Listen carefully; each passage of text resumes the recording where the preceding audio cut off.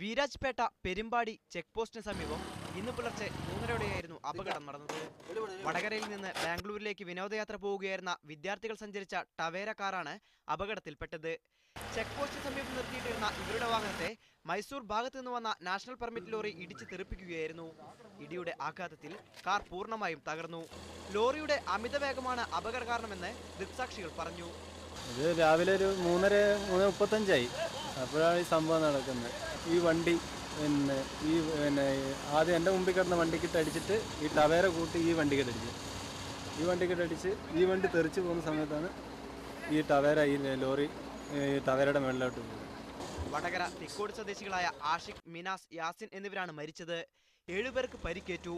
ഇതിൽ 2 പേരുടെ നില അതീവ ഗുരുതരമാണ്. ഇവരെ മൈസൂരിലെ സ്വകാര്യ ആശുപത്രിയിൽ പ്രവേശിപ്പിച്ചു. അപകടത്തിൽപ്പെട്ട എല്ലാവരും ചെരണ്ടത്തൂർ MHES കോളേജിലെ വിദ്യാർത്ഥികളാണ്.